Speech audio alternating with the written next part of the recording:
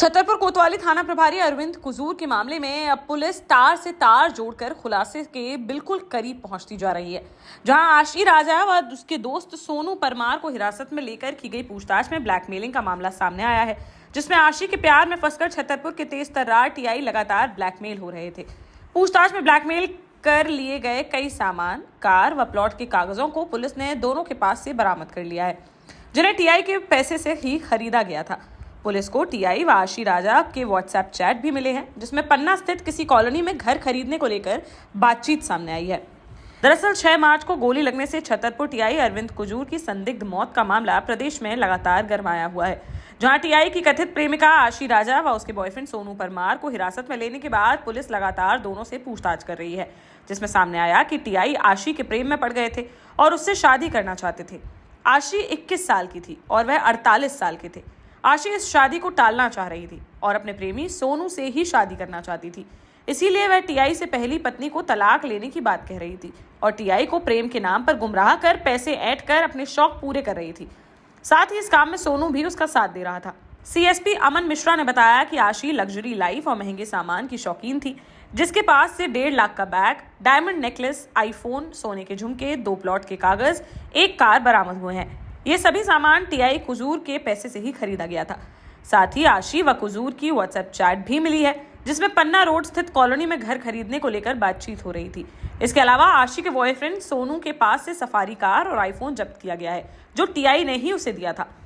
पूरी जांच में ये सामने आया कि आशी और उसका बॉयफ्रेंड मिलकर टीआई को ब्लैकमेल करते थे और उनसे पैसे ऐंठते थे, जिस पर जल्द ही आशी राजा व सोनू परमार पर ब्लैकमेलिंग की एफआईआर दर्ज कर ली जाएगी। इनको हिरासत में लेने के बाद से पूछताछ किया जा रहा है और जो भी सामान इनने ब्लैकमेलिंग के माध्यम से प्राप्त की है, पुलिस उन सभी की जांच कर रही है और उन सभी को अपनी जांच में शामिल किया जा रहा है। इसके साथ ही उनके बैंक अकाउंट डिटेल्स वगैरह भी खंगाले जा रहे हैं और सभी टेक्निकल पहलुओं पे भी जांच चल रही है, जो कि मोबाइल से संबंधित है। सामग्री भी, 4 पहिया वाहन भी, इन सब चीज़ों की भी सब जांच होगी। सभी चीजें जो निकल के आ रही हैं जांच में, सभी सामान की जांच होगी। सर, एक वीडियो का मामला है कि ब्लैकमेल वीडियो बनाया गया था, तो सर उसमें क्या है? हिडन कैमरा का सर एक चर्चा आ रही है। अभी मामला जांच में है और जैसे ही जांच पूरी होगी तो उस संबंध में खुलासा किया जाएगा।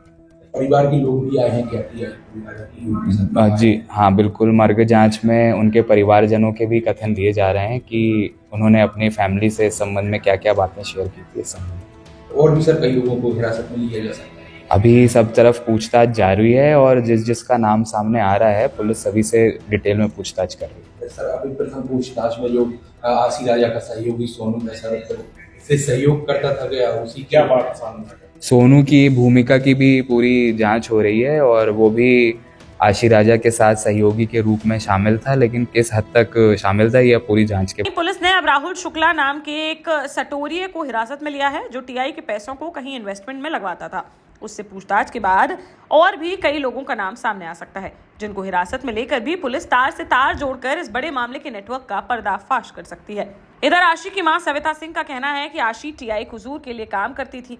टीआई ने उन्हें खुद बताया था कि वो उससे खुफिया काम करवाते हैं, जो काम ड्रेस में पुलिस नहीं कर पाती। इसके लिए उन्हें शार्प माइंड की लड़की की जरूरत थी, इसलिए उन्होंने आशी को काम पर रखा था, जिसके बदले में वह आशी को गिफ्ट दे रहे थे।